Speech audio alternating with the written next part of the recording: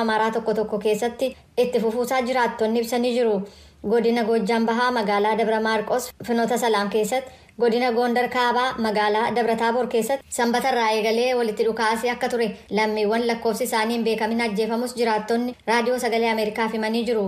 Ajajii qajeelfama waliigalaa kan yeroo hatattamaa torban darbee ibsa baaseen bulchiisa naannoo Amaaraa keessatti nagaan hangi tokko argamu ibsee ture. Jaarmayaan gargaarsa namoomaa kan tokkummaa mootummoota yookaan Ochaan gamasaan torban darbee ibsa baaseen bulchiisa naannoo sana keessatti torbanneeniif ka ture magaalaalee gurguddoo keessattis walitti bu'iinsa gaggeeffame sana booda tasgabbiin bu'uusaa gabaasee ture jechuudhaan Asteer Misgaanaa Baahirdaar irraa gabaastee jirti.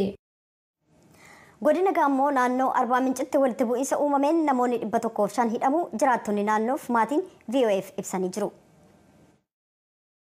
Gandi Shaaraa jedhamtu aanaa naannoo Arbaa Minci jalaa baasuudhaan magaalaa Arbaa Minci jalatti akka galtu taasifamuutu jeequmsa kana kaasee jedhu jiraattonni.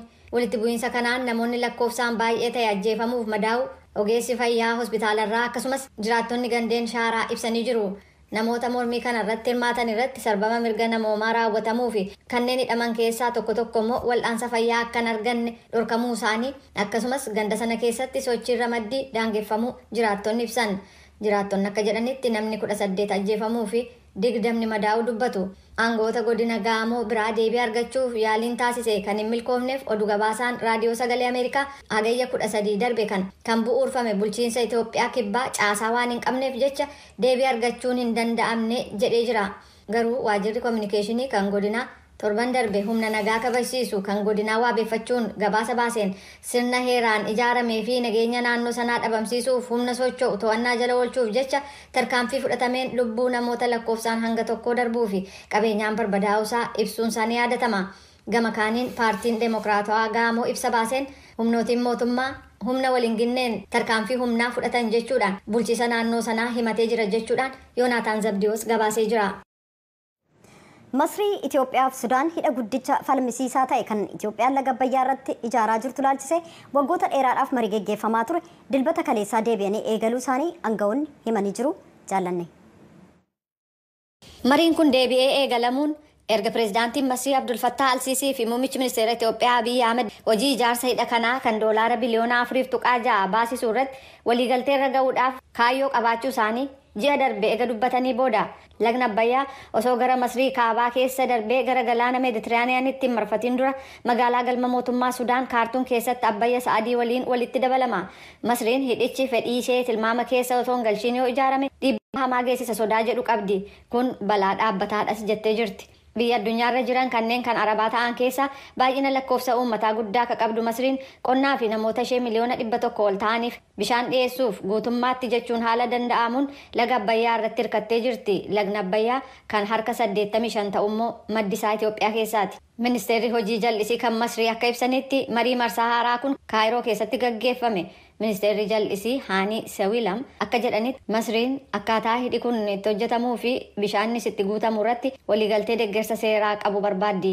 Sawilam falmii kanaaf furmaanni gama teeknikaa fi seeraa hedduun akka jiru dubbataniiru garuu bal'inaan hin ibsine.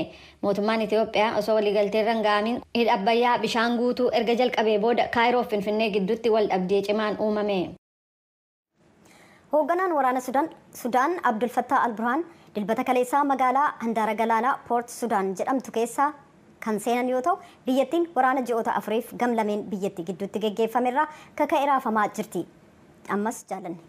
Burhaan haleellaa eebila 15 ka'ee ji'ootaaf ture sanaaf waajjira muummee waraanaa kan magaalaa galma mootummaa Sudaan Kaartuum keessatti cufatanii ka turan yoo ta'u amma ifatti mul'atan. Waraanni Sudaan haleellaa addaan hin cinne waajjira muummee kanarratti humnoota deeggarsa saffisaa kan itti aanaa Burhaan duraanii fi morkataa ta'an Mohammad Hamdaan Dagaaloon durfamuun gaggeeffamaa ture ofirraa ittisaa tureera. Akka ibsi mana maree abbaa biyyummaa biyyattii bulchaa jiru irraa argame jedhutti Burhaan dilbata kaleessaa gama itti aanaa isaanii Malik Agaarii fi qondaaltota mootummaa kanneen biroo fi kan jaarmayaa tokkummaa mootummootaa kan lola cimaa kutaalee biyyattii keessaa dheessuudhaan hojii isaanii gara Poort Sudaanitti jijjiiran waliin wal arganiiru.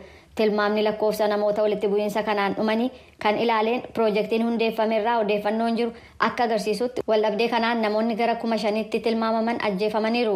Lakkoofsi dhugaa jiru baay'ee olaanaa akka ta'e kan yaadame yoo ta'u miidhamtoonni hedduun tajaajila fayyaa bira ga'uu dadhabuu isaaniitiin akkasumas magaalattiin guutummaa addunyaarraa cituu fi gamlachuu du'a dhaqqabe gabaasuu diduu isaaniitiin ta'uunis ibsameera. Pireezidaantiin Zimbaabuwee Emerson Mnangagwa bara dorgommii waggaa 5 isa marsaa lammaffaaf sadhuma sanbata galgala irra deebi'anii filatamaniiru. Kunis ba'iin sagalee argame yeroo eegameerra baay'ee dursee kan labsame yoo ta'u filannoo wal falmisiisaa fi hokkaraan guutame sana hordofee kan argamedha jedhameera. Dilbata kaleessaa pireezidaantiin haaraa filataman kun uummanni Zimbaabuwee adeemsa filannoo hundaa karaa nagaan gaggeessuusaaf galateeffataniiru. Dubbi himaan paartii ZANU PF Chris Musvangawa paartiin kun sirna filannoo gaggeeffame waliin wal dhabdeen qabu jechuudhaan paartiin mormituu ilaalcha wal fakkaataa akka qabaatu itti dabaluun gaafataniiru. Dilbata kaleessaa ganama hoogganaan paartii mormituu Nelson Chamisa filannoo biyyattii keessatti gaggeeffameen pireezidaantichi injifachuun isaanii galabsame booda hanna ifa ta'ee fi shira guddaatu gaggeeffame jechuudhaan himatan. Dubbi himaan paartii ZANU PF qeeqa idil addunyaa kan gamtaa Awurooppaa fi Ameerikaa irratti yaada kennaniin dhimmi Afrikaa keessatti hirmaannaan isaanii kun bulchiinsa koloneeffannaa duraanii kan yaadachiisudha jechuun ibsaniiru. Pireezidaantiin haaraa Zimbaabuwee filataman kun umriin isaanii 80 ta'uun anichaa ibsee jira. Jiraattonni aanaa abbichuuf nya'a tokko tokko sagalee Ameerikaaf himan akka jedhanitti hidhattoonni faannoo magaalaa Mandiidaarraa fageenya kiiloomeetira 3 irratti haleellaa eegalanii turan jechuun yeroo ammaa haala aanichi itti jiru ibsaniiru. Jiraataa magaalaa Mandiidaa ta'uu isaanii kan himan maqaan isaanii akka hin waamne kan gaafatan namni tokko guyyoota lamaan kana haalli nageenyaa fooyya'aadha jedhan. Haalli nageenyaa amma jiru fooyya'aadha. Haalli nageenyaatis yeroo qabuun galee hojii seera kabachiisuu hojjechaa jira. Keessattuu raajanitti biyyaa jechuudha. Sababa kanaaf amma aanaan keenya tasgabbiirra jira. Itti gaafatamaa waajjira kominikeeshinii aanichaa obbo Abdataa Haayiliyyee haleellaa hagayya 19 raawwatameera jedhan ilaalchisuudhaan yeroo ibsan. Gandoota afurirraan kan isaan seenuu barbaadanii dhukaasa poolisii keenya fi caasaa keenya irratti dhukaasa kan bananii haa ta'utti garuu erga isaan gara magaalaa guddittii aanaa keenya magaalaa Mandiidaatti dhiyaatanii rukutamanii intalayyiin kun guyyaa kana toora nama 26 ture karaatti fuffuratanii karaatti du'ee jira toora nama 29 ga'ee jira lubbuun isaanii kan darbe kan madaa'immoo gara hospitaala Dandabaatti fi buufata fayyaa irra fudhatanii deeman akkasuma ta'u guyyaa sana haalli ture baay'ee ulfaataa ture guyyuma sana ammoo erga waraanni sun tasgabbaa'ee isaanis gara magaalaa Dandabaatti gaddeebi'anii raayyaan ittisa biyyaa kallattuma keenya irraan hin galee ammatti toora sana qabateera Dandabaa kallattii hundaanuu qabateera amma erga guyyaa sanaatti waraanni jedhamu hin jiru. Obbo Abdataan itti dabaluudhaan hidhattoonni kunneen namoota 8 bultii 10 dura daandii irratti konkolaataa waliin ukkaamsanii turan mana hidhaa magaalaa Nawaariitti fuudhanii eessa buuteen isaanii hin beekamu jechuun konkolaataan namoota kana waliin ugguramee ture magaalaa Dannabaa keessa ture amma raayyaan ittisaa erga magaalatti to'atee abbaa qabeenyaatiif guyyaa kaleessaa deebi'ee jira jedhan. Namoonni 3 abbaa fi dargaggoonni 2 ooyiruu qonnaarraa hidhattoota kanaan ugguramanii turan turtii guyyoota muraasaan booda gallakkifamaniiru jechuun hoogganaan kun ibsaniiru. Naannoo Amaaraatti godina Shawaa Kaabaa keessa akka socho'an kan himan garee hidhattoota faannoo keessaa tokko ta'uu isaanii ibsanii maqaan isaanii akka hin waamne kan gaafatan waa'ee haleellaa dheengadda raawwatame yeroo ibsan. እናንተ ጥሳችሁ ገብታችኋል የሚባለው ይሄ ሐሰት ነው። ብዙ ጊዜ ድንበር ጥሰው ይገባሉ፣ ብዙ ዘርፍ ይወጣሉ። Isintu cabsee seenee kan jedhu sobadha. Yeroo baay'ee humnoota nageenyaa mootummaatu naannoo Amaaraa cabsee seenee waan barbaade saamee ba'a. Gochi kun irra deddeebiin raawwatamaa ture. Amma immoo uummanni birmannaaf nu waammate. Kanaaf sochoonee deeggarsa taasisaa turre. Kiiloomeetira 3 kan ta'u naannoo Oromiyaa seenneerra. Sababni isaas meeshaalee uummata jalaa humnoota mootummaatiin fudhataman deebisuuf ture kan walitti dhukaasaa turre. Daangaa naannoo Amaaraa fi naannoo Oromiyaa irratti garee keenya irraan namni du'e hin jiru. Namni 2 miidhamanii jiru. Kan dhukaasa jalqabe nu miti. Booda irra raayyaan ittisaa dhufnaan bakka gadi lakkisnee jirra. Garuu haleellaa kana da'oo qopheeffatanii kan eegalan isaan turan. Gareen hidhattoota faannoo humna addaa Oromiyaatu qonnaan bultoota naannoo Amaaraa daangaarra jiran rakkisa jechuun ibsanii birmannaadhaaf sosochooneera jechuun himanii. Haa ta'u malee baatiiwwan muraasaan dura sadarkaa biyyattiitti caaseffamni humna addaa diigamee irra deebiidhaan caasaalee humnoota nageenyaa kanneen birootti makamuu mootummaan federaalaa yeroo adda addaatti ibsaa turuunsaa ni yaadatama. Mootummaan naannoo Oromiyaas caasaa humna addaa Oromiyaa bittinneessuudhaan gara humnoota nageenyaa adda addaatti akka makamaniif haala mijeessee caasicha diiguusaa ibsee gabaasuun keenyas ni yaadatama. Jiraattuu magaalaa Mandiidaa ta'uu isaanii kan himan nageenya isaaniitiif jecha maqaan isaanii akka hin waamne kan gaafatan magaalaan isaanii tasgabbaa'uu ibsaniiru. Gandoota naannoo keenya daangessanii gandoota afurraanii kan galanii magaalicha dhannoo guutuudhaan kan galanii taasii qaamonni jiran humna sana ittisuun danda'amee jira. Isaan nageenya kan magaalichaa kan galchuu hundaas waan hundi isaatu tasgabbaadha. Akka jiraattonnii fi bulchiinsi aanichaa ibsanitti guyyoota 15 oliif yaaddoo nageenyaa keessa kan turan ta'us magaalaan Mandiidaa amma tasgabbii qabdi jedhan. Gabaasa Sagalee Ameerikaatiif Tsahayi Daamxoo Finfinneerraa. Dargaggoonni hoogganoota egeree Afrikaa michummaa Maandeellaa Waashingtan ka bara 2023 irratti hirmaatan VOA'tti argamuudhaan daawwannaa taasisaniiru.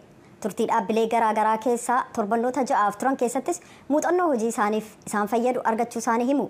Mitikkuu Faqaaduu dargaggoota biyyoota Afrikaa adda addaarraa dhufan dubbisuudhaan qophiittaan qindeesseera.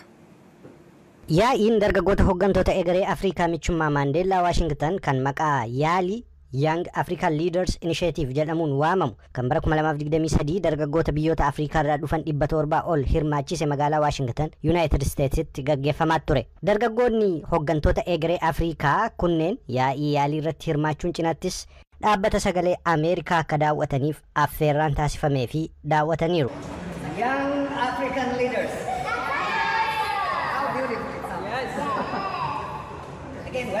Dargaggoota biyyoota Afrikaa garaa garaa irraa dhufanii dhaabbata sagalee Ameerikaa daawwataniif hooggantoonni sagalee Ameerikaa kan damee Afrikaa waa'ee mana hojichaa ilaalchisuun ibsa kennaniiruufi. Dargaggoonni biyyoota Afrikaa irraa dhufan kunneen amma dhaabbata sagalee Ameerikaa kan daawwatan warra yaa'ii yaaliif dhufan keessaa duubatti hafanii dhaabbilee garaa garaa kan United States keessatti argamanitti ramadamuun muuxannoo hojii fudhataa warra turanidha. Dargaggoo Barakat Dirribaa kanneen dhaabbata sagalee Ameerikaa osoo daawwatanii arginee dubbisne keessaa tokko kan ta'ee fi Itoophiyaa irraa yaa'ii dargaggoota hooggantoota egeree Afrikaa michummaa Maandeellaa Waashingtanitti kan hirmaateerudha. Haala turtii isaa fi faayidaa irraa argate akkas jechuun ibsa. Jalqabaa torban jahaaf yuunivarsiitii garaagaraa irratti leenjii fudhachaa turre.